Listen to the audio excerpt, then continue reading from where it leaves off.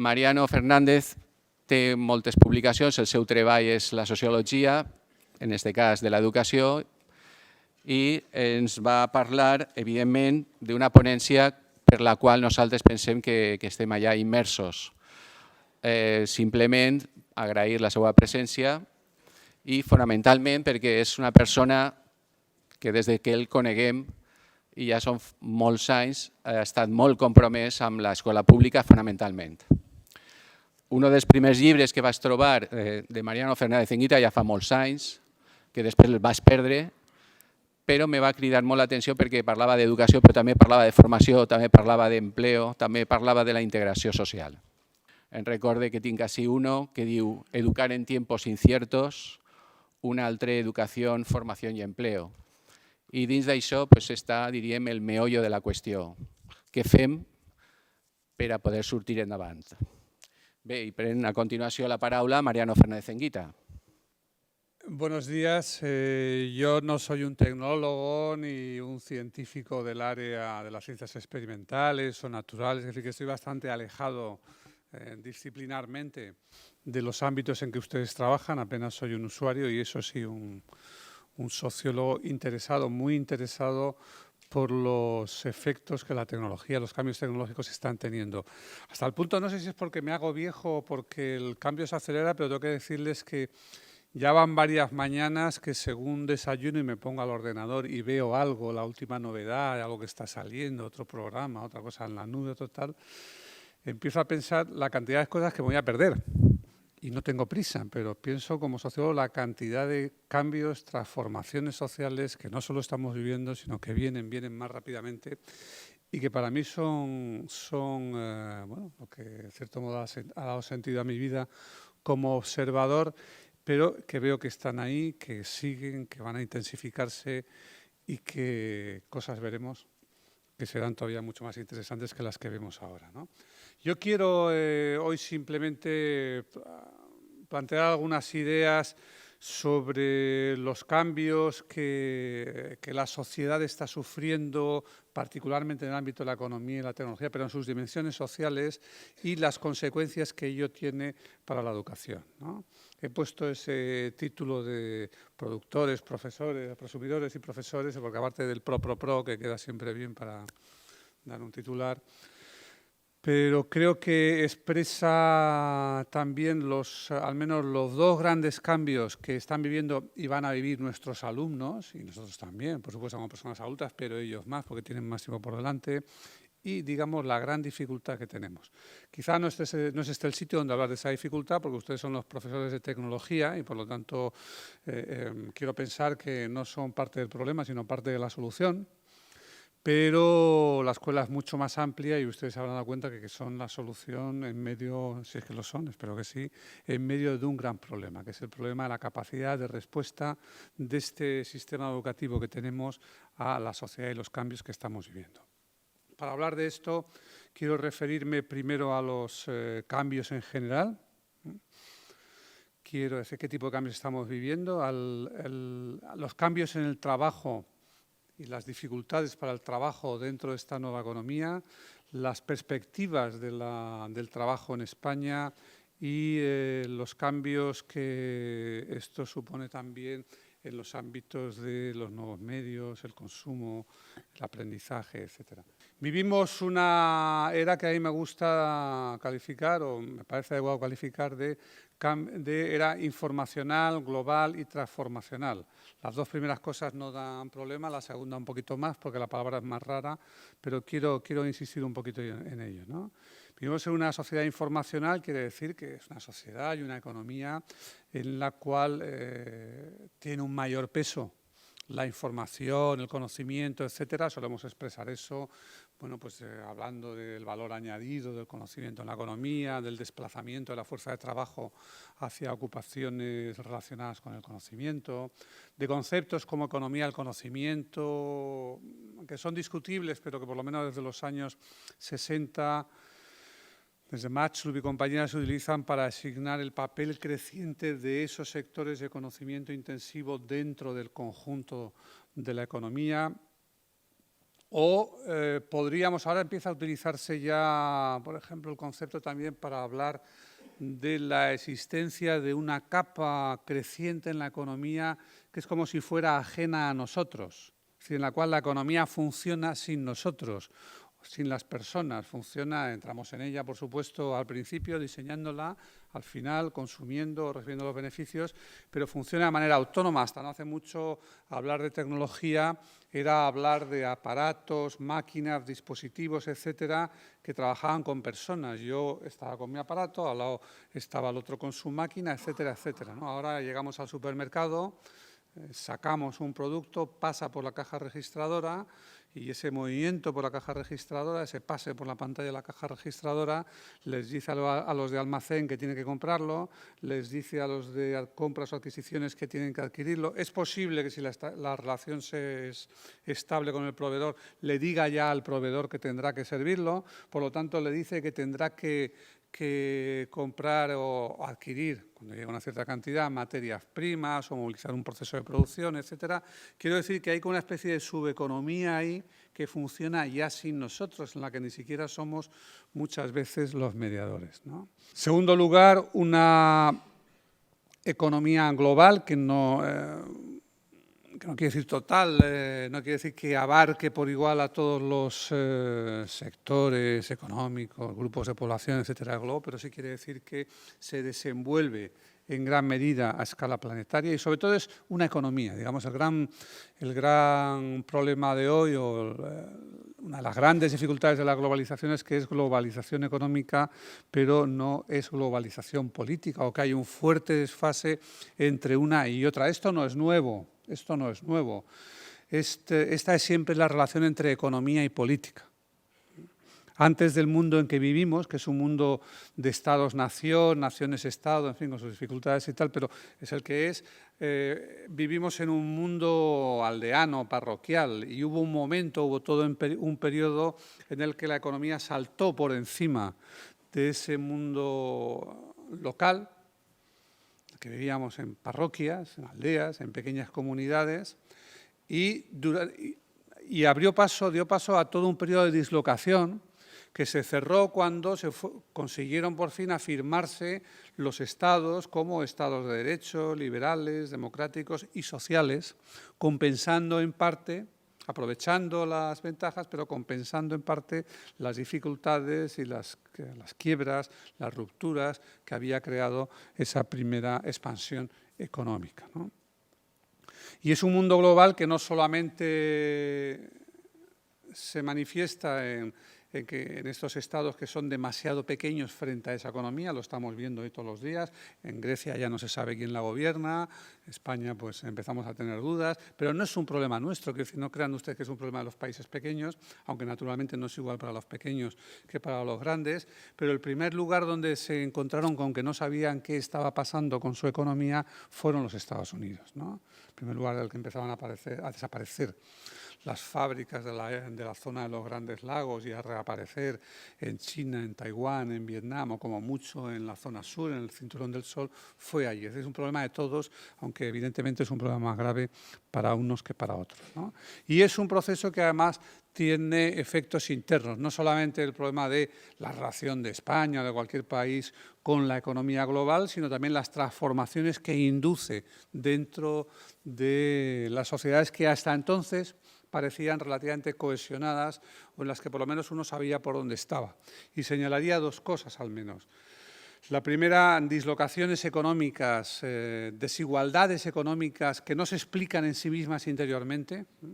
No es como cuando, yo qué sé, los pobres de Sagunto o de la Huerta Valenciana sabían que ya ellos eran los pobres porque los otros eran los ricos, pero se veían los unos a los otros y sabían qué obligaciones tenían unos con otros o qué conflictos tenían. No es lo mismo eso que cuando el barrio A se empobrece y el barrio B se enriquece, o el del segundo B se empobrece y el del segundo A se enriquece, porque están en redes que no tienen nada que ver con ellos, que no están ahí, no es una relación del uno con el otro, sino que están en redes lejanas, en muchos sentidos transnacionales, que les hacen correr distinta suerte, ¿no? Así como también este proceso de globalización produce un fuerte proceso de multiculturalización interior.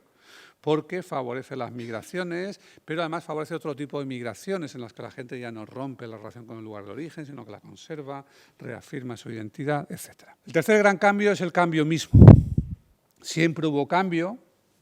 Estas afirmaciones del tipo todo fluye, el río nunca es el mismo y otras más triviales como no te acostarás sin saber una cosa más, etcétera, no son de hoy, son de hace, las primeras que son más serias, son de hace 2500 años, la otra no sé qué fecha tiene, pero claro, hay cambios y cambios. No es lo mismo ese cambio que señalaban los griegos, pero que bueno, para ellos era episódico, incluso catastrófico. La mayor parte de la humanidad ha vivido siempre en unas condiciones en las que los hijos entraban en una sociedad que era similar a los padres y morían en una sociedad que era similar a aquella en la que nacieron. De vez en cuando cambiaba, podía haber un diluvio, un ejército invasor, una inundación, lo que fuera, pero eran cambios catastróficos que no marcaban la vida de las personas en el sentido de que no podían preverlos. No podían hacer nada pensando en que iban a venir y cuando habían venido, cuando pasaban, si es que sobrevivían, lo único que podían hacer era adaptarse a una nueva etapa de estabilidad, ¿no? Luego hubo todo un periodo en el cual manifiestamente el mundo cambiaba de una generación a otra. Pero es un periodo, la modernización, en el que no solamente hay cambio, vemos que cambia, pero creemos saber en qué sentido cambia. La verdad es que no lo sabíamos, pero creíamos saberlo. Y cuando uno cree saber algo, actúa de una forma. Creíamos saber que esto iba en la dirección de una mayor riqueza, una mayor libertad, el socialismo, el comunismo, el milenio de Dios en la tierra, lo que fuera. Pero cuando se tiene una idea acertada o falsa de en qué sentido va a ir el cambio, entonces se tiene un proyecto. Y digamos que la institución en la que trabajamos, la escuela, el sistema educativo, es en gran medida hijo e instrumento de esa época. Cuando los padres ya no pueden formar a los hijos para la sociedad, o los adultos en general no se bastan, cualquiera de ellos, para formar a los hijos para la sociedad en la cual han de integrarse, entonces no bastan las instituciones primarias, no bastan la familia, la parentela, el hogar, la comunidad, etcétera, y recurrimos masivamente a una institución nueva, la escuela, y a una profesión nueva, los educadores, ¿no? Antes no. Pero ¿qué sucede cuando el cambio se acelera más? ¿Qué sucede cuando pasa de ser intergeneracional a ser manifiestamente intrageneracional? ¿Qué sucede cuando vemos cambiar el mundo ante nuestros ojos, pero no sabemos en qué dirección va a ir? Podemos hacer previsiones, discutir, hacer perspectivas, no somos ciegos. Algo podemos decir, pero la verdad es que lo fundamental que tenemos que decir es que no sabemos, que hay un elevado grado de incertidumbre. ¿Qué sucede cuando cambia tan rápidamente que deja obsoleto aquello que aprendimos? Por lo menos aquello que aprendimos en el inicio de nuestra vida. ¿Qué sucede cuando cambia tan rápidamente que no sabemos qué es lo que tienen que aprender? O lo sabemos o tenemos una idea, pero no sabemos qué parte de eso seguirá siendo válida dentro de un tiempo.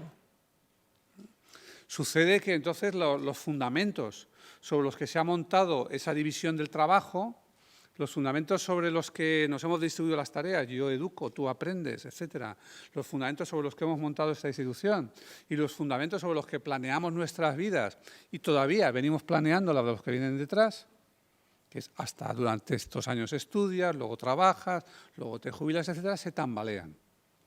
Y con ello se tambalea la institución y con ello se tambalean las coordenadas de nuestro ejercicio profesional, ¿no? Me gusta manejar la imagen de la biosfera y la noosfera que gustaba este antropólogo y geólogo que era Vernadsky, ¿no? Un ruso, a principios de siglo, que luego retomaría Teilhard de Chardin y tal, porque creo que explica la inseparabilidad de esos procesos. El mundo fue decía Vernadsky, una geosfera, una cosa muy firme, muy estable, por lo menos en la perspectiva de nuestra duración, que es poca, ¿no? La Tierra es eterna, inamovible. En esa perspectiva, sobre ella aparece la biosfera que termina modificando la propia Tierra, es más móvil, etcétera. Sobre ella aparece la noosfera, una esfera del conocimiento, otros dirían, y además una tecnosfera en medio, encima, al lado, como quieran. Pero esa esa capa informacional es mucho más móvil que todas las anteriores. La vida es más móvil que la Tierra y el conocimiento es más móvil que la vida. Es más fácil mover personas que mover continentes, como todos saben. Es más fácil mover mercancías que mover personas.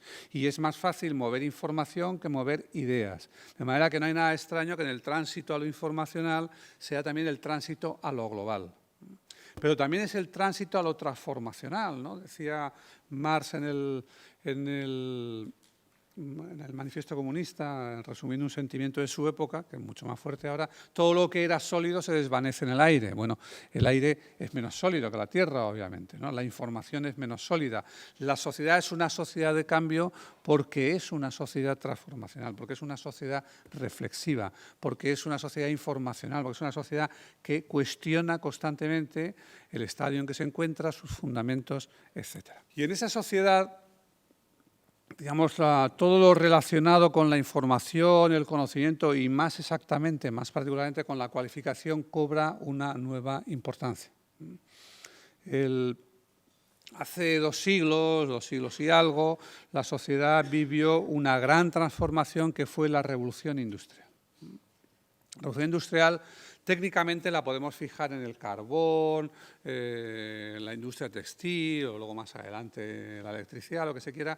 Cuando hablamos tecnológicamente es difícil ponerse de acuerdo sobre si llevamos 3 revoluciones, 4, 5, 9, 11 o cuántas, ¿no? Pero si lo consideramos en términos sociales podríamos verlo de otro modo. La revolución industrial con o sin carbón lo que hizo fue, digamos, consistió en una explosión en la escala en que se manejaban los medios de producción.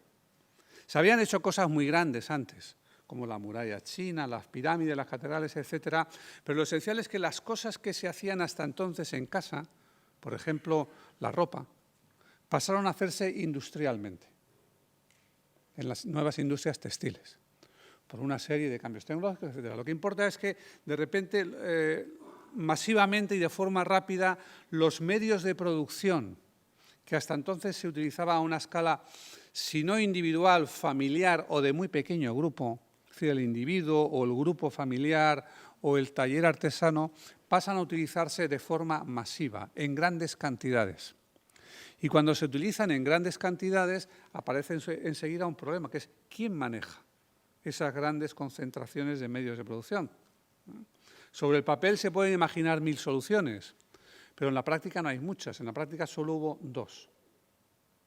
O las manejan los estados, que en sus diversas variantes es lo que llamamos comunismo, o las manejan los individuos, que en sus diversas variantes es lo que llamamos capitalismo.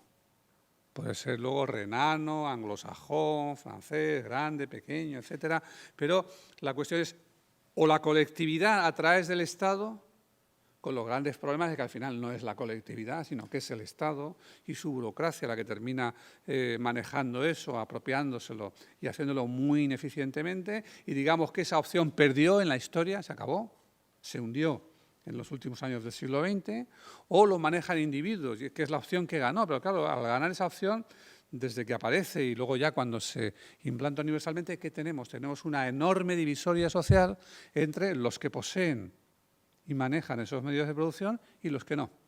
Entre el capital y el trabajo, burguesía, proletariado, como quieran ustedes llamarlo. Lo que quiero decir es que esa transformación fue también la explosión de una nueva forma de poder, la propiedad, que cobra unas dimensiones y unas características que nunca antes había tenido, y con ello una divisoria radical que nunca antes en esa forma había existido. A comienzos del siglo XX vivimos otra revolución. Esa no se refería a los medios de producción, sino al trabajo, vivo y muerto, a cómo se organiza el trabajo y cómo se organiza el capital. Y vivimos 2 grandes transformaciones. Una es el taylorismo, fordismo, stajanovismo, la nueva ciencia de la administración del trabajo, etcétera, etcétera. Cómo manejar el trabajo de miles de personas, cómo organizar desde arriba el trabajo de miles de personas. Y, de otro lado, cómo organizar grandes masas de capital que son propiedades de distintas personas. Y así nace la fábrica taylorista en sus distintas variantes no solo de fábrica, sino de oficina, administración, etcétera. Y así nacen las corporaciones, las sociedades anónimas, las sociedades de responsabilidad limitada. Y permitieron dar otro gran salto a la economía.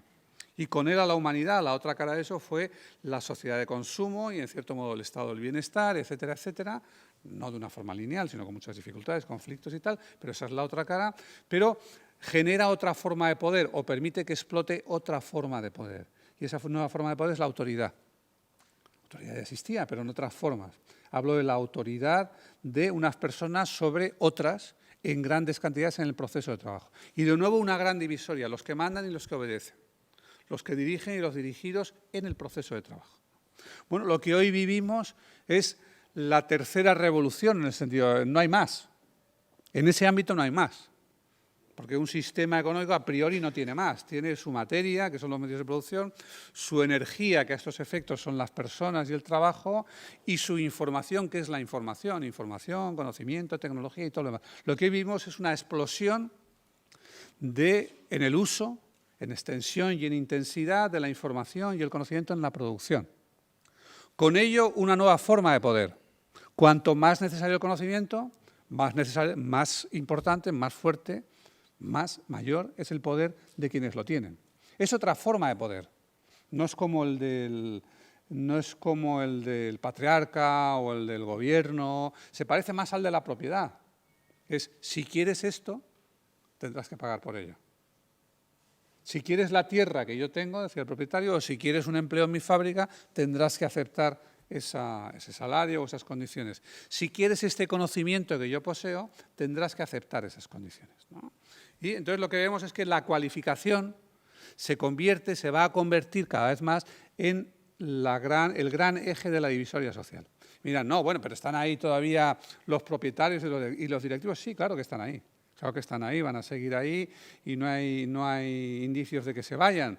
Pero las personas que van a nacer y en condiciones en que vayan a tener una herencia suficiente, recibir una herencia suficiente o unos contactos suficientes, suficiente capital económico o suficiente capital social como para vivir de esto el resto de sus días, van a ser muy pocas. Los demás van a depender de su cualificación, de su capital cultural, educativo, nociológico, cognitivo, como quieran ustedes llamarlo. La mayoría de los mortales dependemos ya, y los que vienen detrás nuestro mucho más, de nuestra cualificación, de qué somos capaces de hacer, que no sepan hacer todos los demás sin ningún problema, de para qué nos necesitan. Y esa va a ser la divisoria. No tenemos nombre para ella, yo no lo tengo. Cualificados, no cualificados, trabajo autoprogramable, trabajo genérico, manipuladores de símbolos, trabajo ordinario, profesionales y lejos, trabajo intelectual, trabajo manual. No lo sé, todos los nombres son poco satisfactorios, pero lo que hace falta que tengamos claro es la idea, la importancia que va a tener en la distribución de las oportunidades sociales la manera en que se distribuya el conocimiento. Y además, ¿qué tipo de conocimiento? Porque, claro, conocimiento tiene todo el mundo. La cuestión es que hay muchas formas de conocimiento, hay muchas formas de cualificación. ¿Qué es la cualificación? Esa pregunta los sociólogos y los economistas de la educación llevamos años con ella, ¿no? ¿En qué consiste la cualificación? Bueno, yo diría que la cualificación consiste en saber asumir algún tipo, tener un conocimiento útil, saber asumir algún tipo de tarea en la producción. Pero creo que hay que distinguir distintos tipos de conocimiento y con ello distintos tipos de cualificación, ¿no? Si yo tengo que cambiar una bombilla, tengo que saber que desenroscarla y enroscarla. O si es un tubo, hay que colocarlo de esta manera o la otra. Eso es una rutina. Una gran parte de nuestro trabajo consiste en rutinas. Pero claro, hay que distinguir una bombilla ordinaria de un tubo fluorescente. Entonces hay que tener cierta capacidad de diagnóstico. Ahí es muy sencillo. Pero, por ejemplo, una operación a corazón abierto, lo deseable es que no haya más que rutinas. El cirujano, antes de operar, rememora normalmente la secuencia que va a seguir o incluso la repite con la gente que colabora con él o con ella, y lo deseable es que no pase nada y todo sea rutinario. Pero si pasa algo, o si hay que decir algo, hay que tener una buena capacidad de diagnóstico. Hay que saber cuál es la rutina a aplicar en esas circunstancias. Y ese es otro tipo de conocimiento. Yo diría que el primero es un conocimiento, podríamos llamarlo operativo, el segundo es un conocimiento, podemos llamarlo profesional. Un profesional es eso, una persona que diagnostica el problema y el procedimiento a aplicar. Pero hay más. Además, hay la necesidad constantemente, cada vez más hoy, de crear nuevo conocimiento. Ya para eso sí que no tengo nombre, porque podemos llamarlo innovación, que suena un poquito flojo, pero es innovación, está bien, porque incluye todo. No es solamente la gran investigación con la bolsa que se abre aquí, una bombilla y decir, eureka, he descubierto algo. No, la mayor parte de las veces no consiste en descubrir nada nuevo. Consiste a lo mejor en aplicar rutinas de un campo a otro, distinto. Consiste en recuperar cosas que se hacían antes y se dejaron de hacer, pero ahora se pueden volver a hacer. Y a veces sí, consiste realmente en discurrir algo. Pero es otro tipo de conocimiento. Tipo de conocimiento creativo, innovador, etc. Bueno, la hipótesis es muy sencilla. Creo que lo que vivimos hoy es un desplazamiento del conocimiento necesario de un tipo a otro. Vamos necesitando menos y menos conocimiento operativo, más conocimiento profesional y más conocimiento innovador, más creación de conocimiento. Y eso hace que distintos tipos de personas o de trabajadores se encuentren en distintas posiciones. Imaginen que pensamos tenemos por un lado las personas que solamente poseen un conocimiento operativo, rutinario.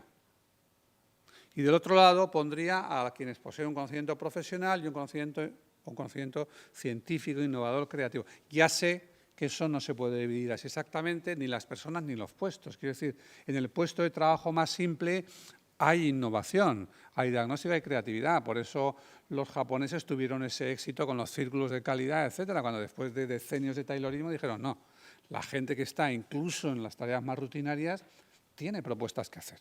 Vamos a reunirlos, vamos a escucharlos, vamos a darles un premio y vamos a aprender de ellos, ¿no? También en el puesto de trabajo más sofisticado hay tareas rutinarias. El trabajo del cirujano, en el trabajo del investigador, que en el microscopio está en punta de lanza de la biotecnología, hay que teñir células, hay que contarlas, etcétera, etcétera. Hay de todo, pero no es lo mismo. ¿Qué sucede hoy?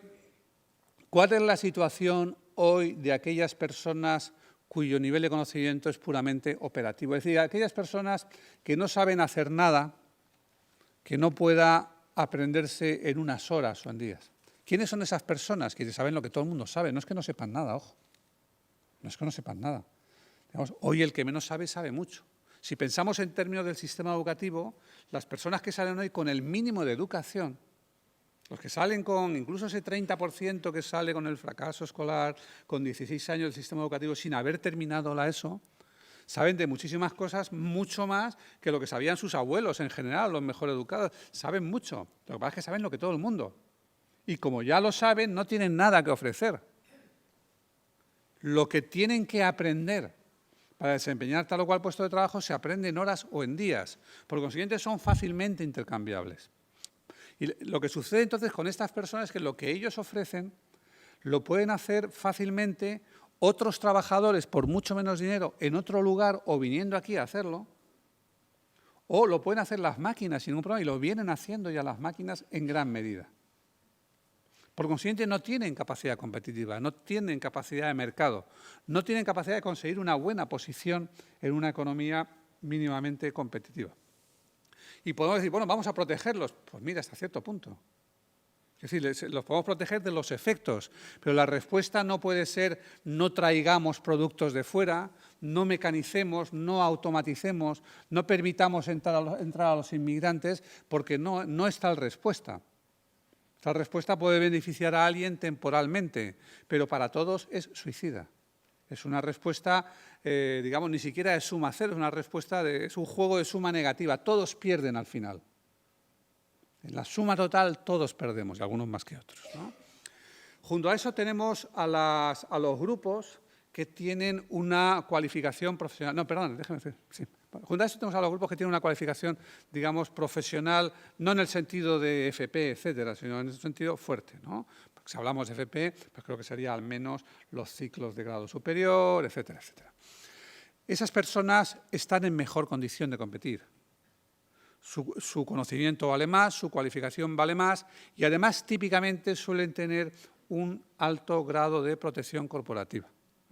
Eso no quiere decir que no estén amenazados.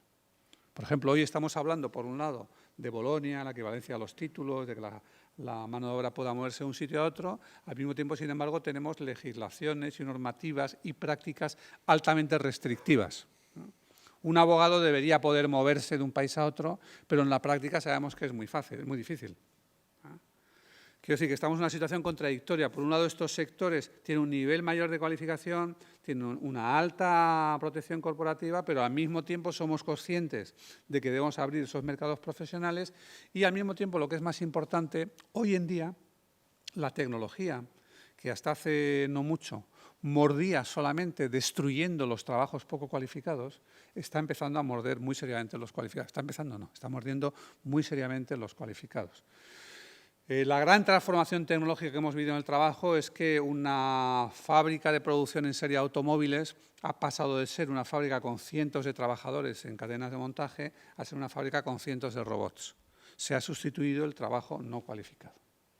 Lo que hoy estamos viendo es que sustituye el trabajo cualificado. Hoy, cuando yo voy a Internet y compro mi billete de avión y planeo mis vacaciones, reservo mi hotel y saco la tarjeta de embarque, o cuando voy y calculo mi hipoteca y si la quiero variable, a interés fijo, a más años, a menos, etcétera, estoy sustituyendo lo que eran, hasta no hace mucho, los puestos de trabajo de clase media. Estamos hablando de azafatas, empleados de banca, etcétera, etcétera, etcétera. Luego habría que ir empleo por empleo a ver qué es lo que le está pasando. Pero hoy, digamos, las tecnologías de la información, con el uso rápido, eficiente que hacen de la información y con su capacidad de procesarla de formas cada vez más complejas, están mordiendo en los trabajos de clase media. Y cuando vemos las estadísticas del empleo, esto se ve, porque vemos que la pirámide se estrecha en el centro. Y se estrecha también abajo, pero sigue siendo amplia, hay muchos trabajos no cualificados, y crece arriba, pero sigue siendo pequeña. Entonces, lo que tenemos es que la figura piramidal típica a la que estamos acostumbrados cuando hablamos de empleo, muchos empleos abajo, y cuando vamos mejorando el nivel menos y menos, se va, digamos, diabolizando, va cobrando la estructura a un diablo, ¿no? ¿Qué puede hacer en estas circunstancias, qué pueden hacer los que pueden y que deben hacer los poderes públicos por sus poblaciones? Pues creo que es sencillo, educarlas. Tienen que hacer todo lo necesario para educarlas mejor.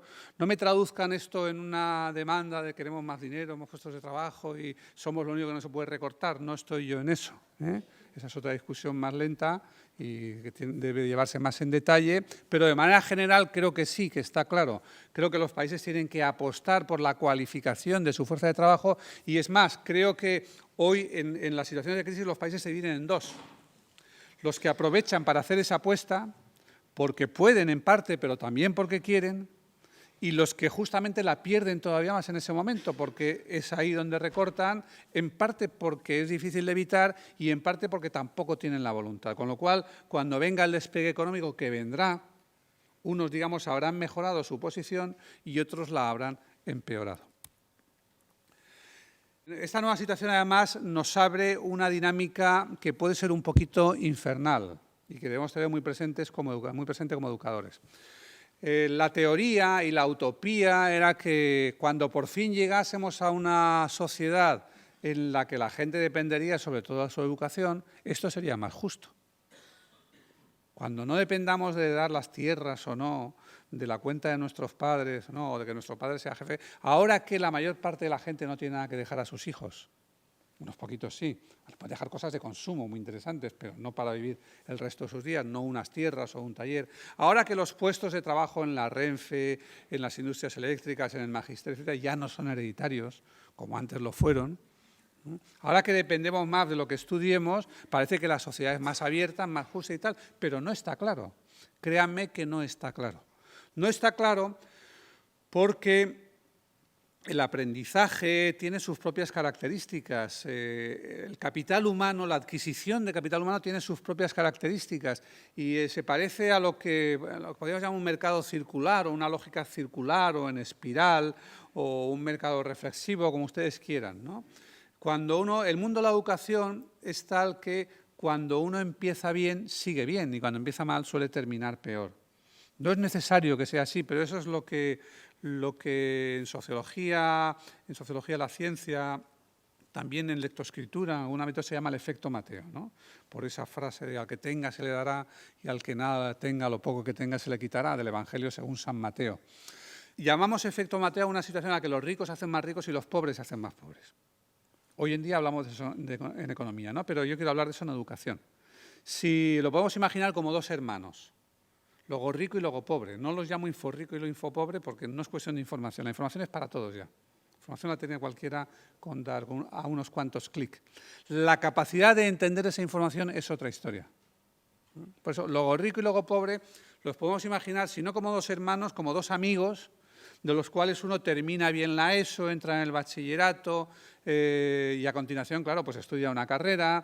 Como estudia una carrera se coloca de becario, es verdad que es precario, que mal, que mileurista, pero no obstante, incluso en esas condiciones sigue aprendiendo. Cuando está empleado lo mandan a cursos, cursillos y demás, puede volver a la universidad, tiene confianza en sí mismo, abre un programa nuevo, la nueva versión del último programa y es capaz de manejarla directamente, etcétera, etcétera, etcétera. Pero luego pobre tiene otra historia. Luego pobre fracasa, no termina la ESO. Como no termina la ESO, no puede seguir. Aquí lo llamamos abandono. Pero de ese 40% de abandono, un 30%, o sea, 3 de cada 4 son expulsión, porque no hay sitio para ellos, o hay muy poquito sitio en el sistema educativo, ¿no? Como le ha ido mal, ya no intentará volver. Como no tiene cualificación, no consigue un empleo. Si no hay empleo, no hay formación en el empleo. O si consigue un empleo, es un empleo rutinario, en una hamburguesería, de peón de no sé qué, donde no se aprende o se aprende muy poco. Incluso cuando los gobiernos piensan en ellos y les ponen cursos especiales de formación ocupacional, ¿saben lo que pasa? Se cuelan los peor colocados de los logorricos siempre, ¿no? No son para ellos, pero ellos se enteran, vienen, se matriculan y se benefician de eso también. Quiero decir que es una dinámica. Ya sé que habrá quien empiece mal y termine bien y quien empiece bien y termine mal. Siempre hay anécdotas para todo, pero si hablamos de grandes números, no es así. Es una dinámica en que las desigualdades primeras en la formación inicial se van a convertir en desigualdades crecientes. Fíjense que teóricamente, si el mundo consistiera en que estudiamos 10 años y trabajamos 40, quien no estudiara en sus primeros 10 años podría hacerlo en los siguientes. O en los otros, tendría menos neuronas, le costaría más, pero podría hacerlo. Por eso la educación de adultos se llamó durante mucho tiempo, o la educación permanente se llamó de segunda oportunidad. ¿Vale? Hoy ya no es así, porque el otro no va a esperar, logo rico no va a esperar a logo pobre. Por lo tanto, no hay segunda oportunidad. Cuando tú vas a por la segunda oportunidad de hacer lo mismo, el otro va a por la tercera oportunidad de hacer algo enteramente distinto. Por lo tanto, se aleja mucho más. Es como la paradoja de Aquiles y la tortuga, pero al revés. Como si fuera la tortuga quien persiguiera a Aquiles. Esas son cifras de cómo formamos a la gente.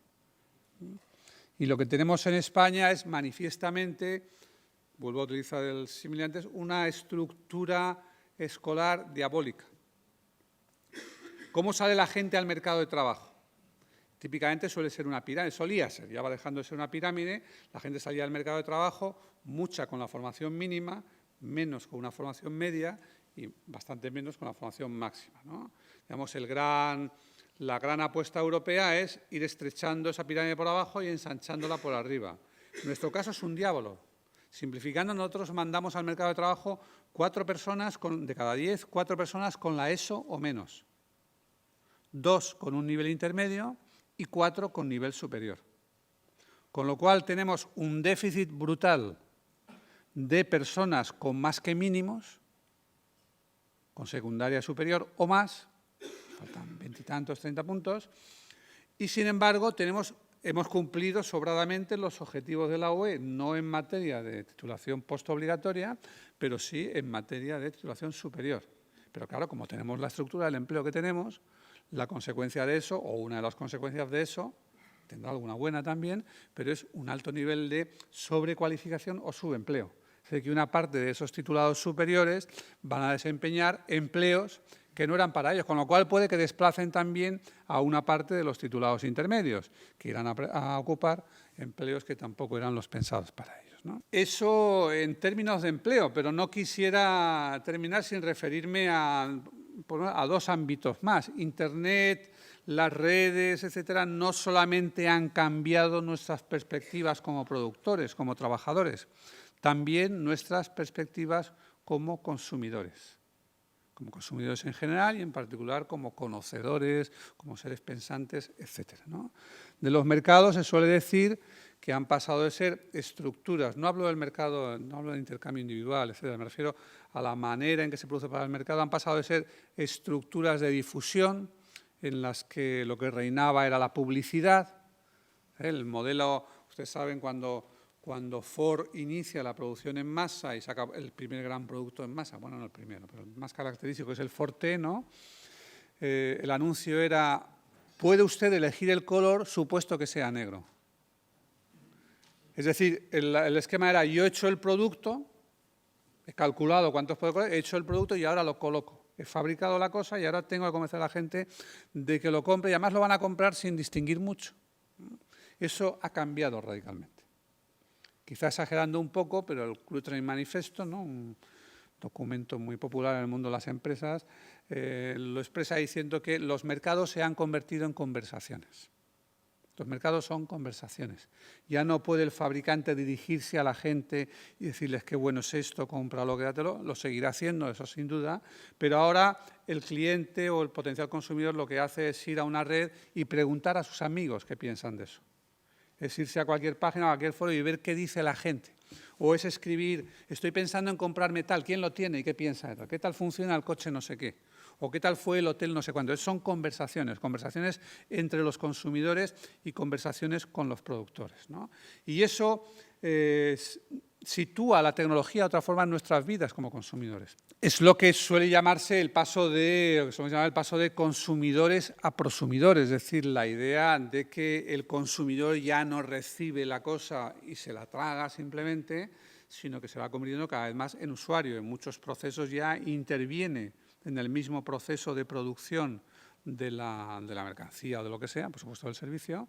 Por ejemplo, hay automóviles que uno puede seguir ya la fabricación y ver cómo va, pero ahí no interviene mucho, ¿no? Pero en el mercado entre empresas, evidentemente, muchas de las empresas no compran simplemente o venden, por lo menos entre ellas, ¿no?, sino que pactan los productos que una quiere de la otra, siguen el proceso, la empresa compradora va a ver cómo lo hace la empresa consumidora, interviene, etcétera, etcétera, ¿no? Pero este cambio se está trasladando ya al cliente. Muchas de estas relaciones cliente-proveedor pues son ya relaciones en las que hay un alto nivel de autoservicio por parte del cliente o compramos cosas más complejas porque nosotros vamos a hacer la parte final de la producción. En lugar de productos cocinados, compramos semicocinados o nos compramos la cortadora de césped con la que tal, o nos pasamos el día en Leroy Merlin porque vamos a consumir de otra manera, etcétera, ¿no? Digamos un poquito, pasamos del servicio técnico al soporte al cliente, ¿no?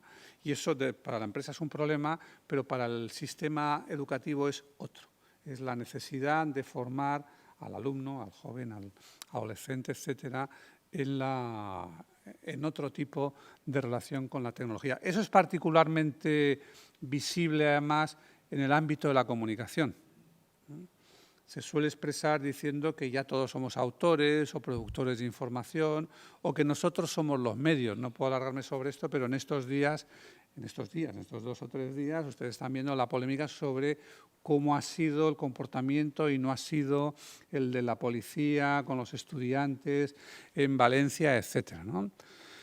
Antes estaba viendo la noticia del informe que está preparando la delegación de gobierno y el ministerio sobre los muchos policías lesionados y tal, y me recordaba una novela que leí en juventud de Jan Kerr, que se llamaba No os comáis las margaritas, en la que parodiaba el género policial, la autora, y decía, el autor en primera persona, el detective privado, contaba en esta parodia, decía, metí mi ojo en su puño, incrusté mi estómago en su bota y antes de que pudiera darse cuenta ya estaba yo tumbado en el suelo, ¿no?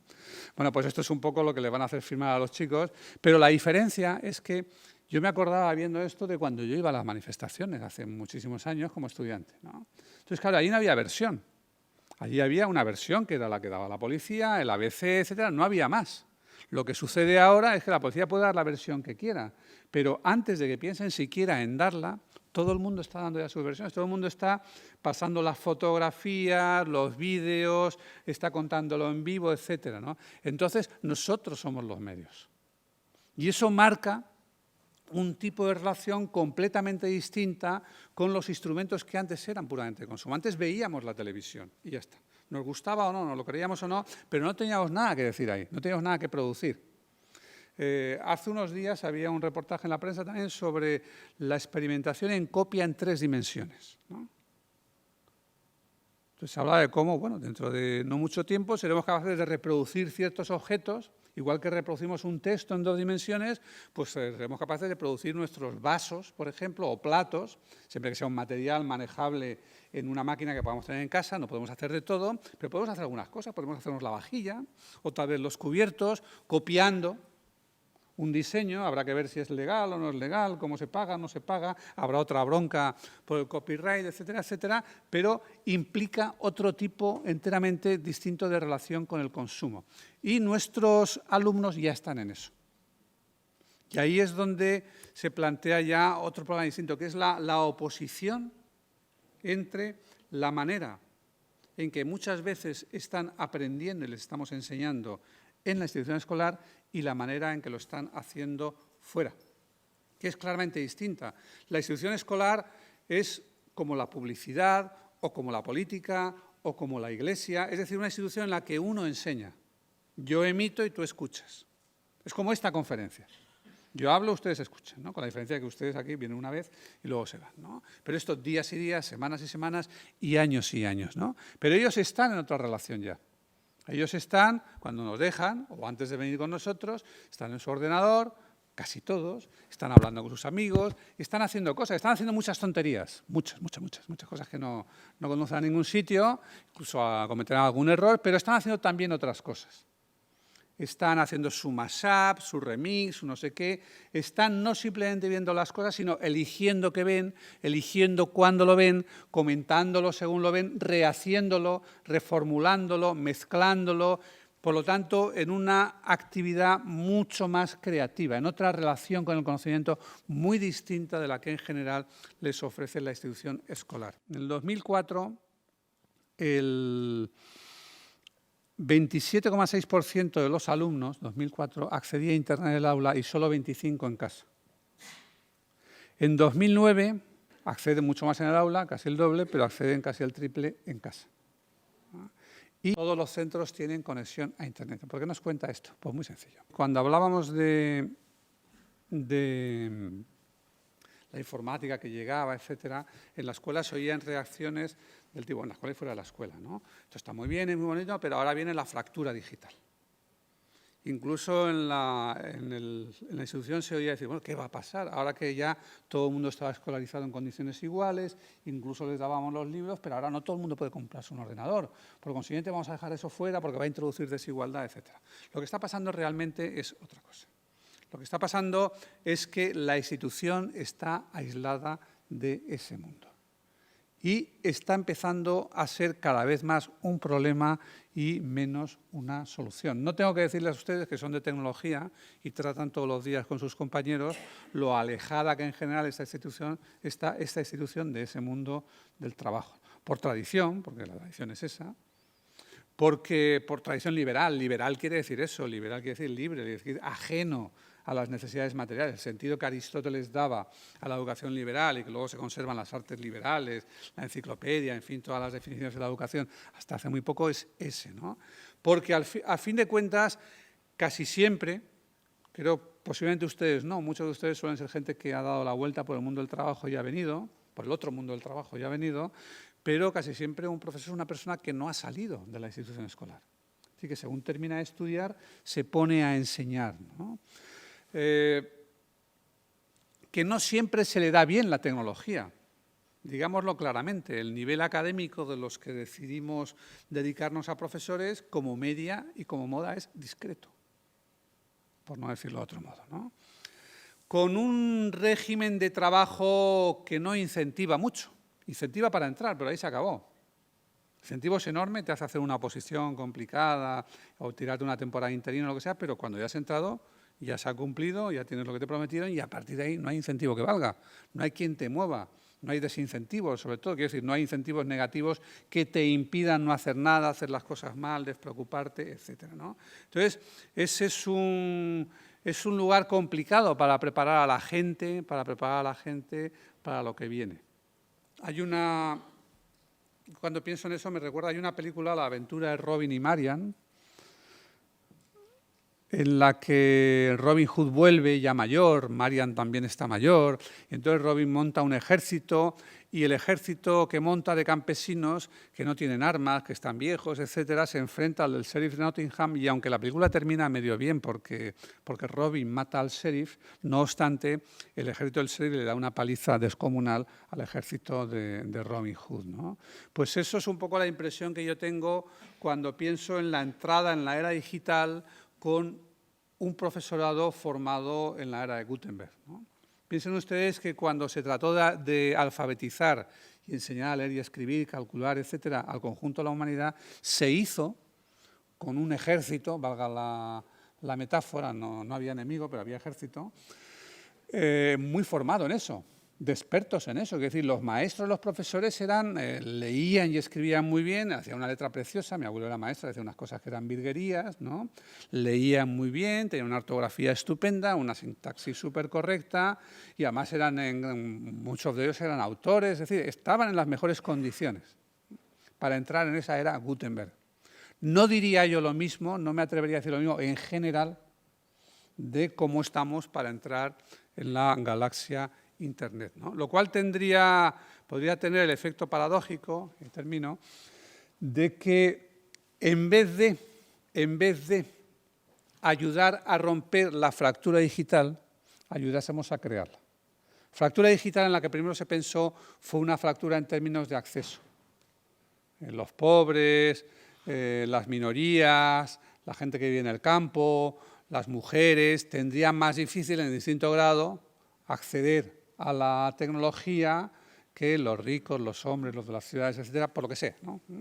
Se ha ido viendo que tal fractura digital no existe. Existe, pero se cierra muy rápidamente, muchísimo más rápidamente que se cerró el acceso al agua corriente, o a la lectoescritura, o a la corriente eléctrica, o a cualquier cosa, ¿no? Es una de las tecnologías que más rápidamente se han difundido. Solamente el teléfono móvil se ha difundido más rápidamente que la informática, ¿no? Hablamos, sí, de una fractura secundaria. Tenemos acceso, pero no hacemos el mismo uso. Y esa sí es más preocupante. Se puede estar todo el día en el ordenador haciendo tonterías o haciendo cosas más interesantes o combinando las dos cosas, ¿no? O, por ejemplo, las mujeres han superado a los hombres en acceso a Internet, pero los hombres están más en videojuegos y las mujeres más en foros. Es decir, hay diferencias en el uso que se hace de las redes y las tecnologías, ¿no? Pero hay presentaba antes esas cifras porque la escuela, que tiene las condiciones para que todo el mundo acceda a esas tecnologías, sin embargo, en ella no se está accediendo. Ya acceden más en casa, a pesar de que la escuela está mejor equipada y lo está para todos, ya acceden más en casa que en la escuela, cosa que hace 7 años no sucedía. Pero hace 2 años ya era así. Con lo cual, digamos, todo el potencial de la escuela de romper o superar o compensar esa fractura digital se está absolutamente o en gran medida desperdiciando, ¿no? McLuhan escribió una obrita, un escrito, luego se recogió un libro más amplio que decía, con un título que se popularizó mucho, El aula sin muros. Es decir, entramos en una sociedad, lo hizo en los 60. No digo cuán cierto, cuánto mucho más de cierto tiene eso hoy. Estamos en un mundo en el que las situaciones, los recursos de aprendizaje, como diríamos hoy, están por todas partes. El mundo es un aula sin muros. Aprovechémosla, ¿no? Y eso gusta en la educación, además, esa idea.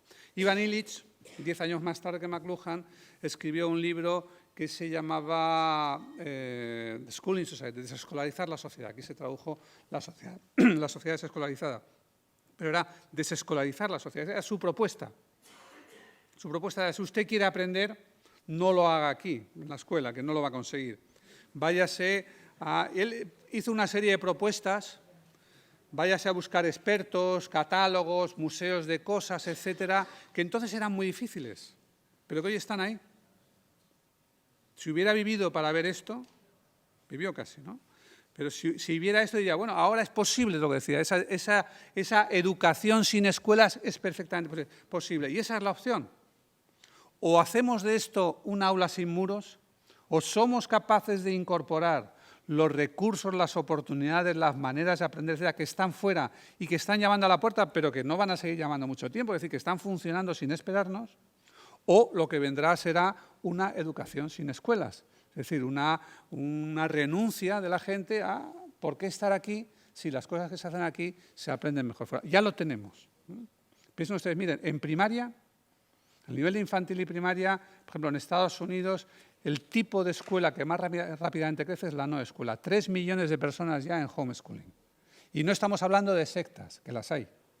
Lo que crece no son las sectas. Lo que crece son las familias de clase media, etcétera, etcétera, que dicen, no lo llevo a la escuela, lo hago mejor en casa, con internet, etcétera. En secundaria, el rechazo que vivimos y que se manifiesta en ese nivel del 30% de fracaso, en gran medida es desinterés, no es incapacidad. En gran medida es desinterés, no es solo eso, son muchas más cosas, pero en gran medida es que ya no es la ventana al mundo, ya no es una cosa que interese tanto, hay cosas mucho más interesantes, no digo divertidas, mucho más interesantes fuera, ¿no? Y en la superior, más claro, porque bueno, es verdad que para entrar en una profesión uno tiene que pasar normalmente por la facultad o la escuela, pero a partir de ahí ya no. Y en Estados Unidos en este momento se está discutiendo ya un sistema de lo que llaman galletas digitales, gadgets digitales, chapas digitales. ¿Y cómo acreditar? ¿Usted ha aprendido esto? Acredítelo y ya está. A una empresa de informática le importa un bledo dónde estudiaste hace 5 años. Lo que le importa es qué cursos has hecho en los últimos 5 años. Exactamente. Nada más y muchas gracias.